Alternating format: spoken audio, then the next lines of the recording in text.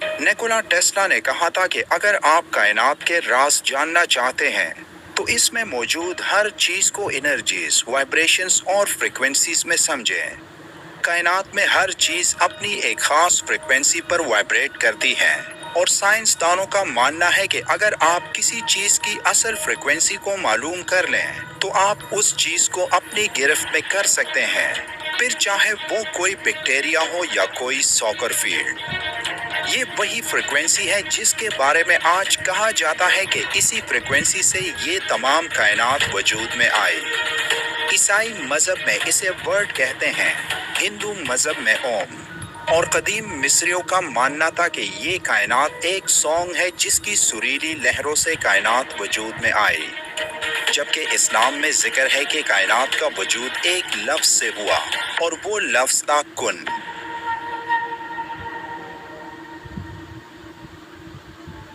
مختلف مذاہب میں تخلیق کائنات کی مختلف روایات میں ایک ہی چیز کا ذکر ہے کہ یہ تمام کائنات ایک آواز سے تخلیق کی گئی، اور آج سائنس مانتی ہے کہ آواز یعنی ساؤنڈ کی ایک فزیکل فارم ہوتی ہے،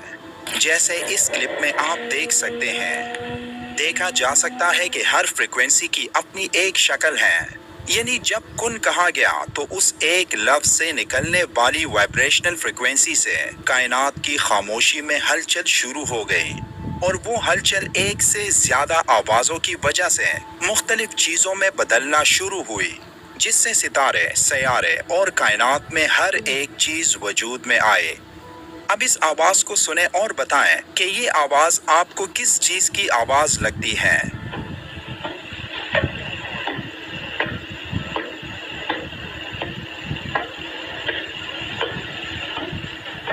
یہ ایسی ہی ہے جیسے کہ کوئی کسی دروازے پر دستک دے رہا ہو، لیکن یہ دروازے پر دستک کی آواز نہیں، بلکہ یہ ایسی آواز ہے جسے ہمارے کان نہیں سن سکتے،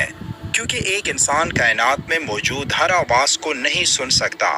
ایک انسان 250 ہرٹز سے 3000 ہرٹز کے درمیان فریکوینسی والی آوازیں سن سکتا ہے، اور یہ آواز ایک الٹرا سونک آواز ہے جسے انسان نہیں سن سکتا، اور اسے صرف خاص آلات میں ریکارڈ کر کے سنا جا سکتا ہے۔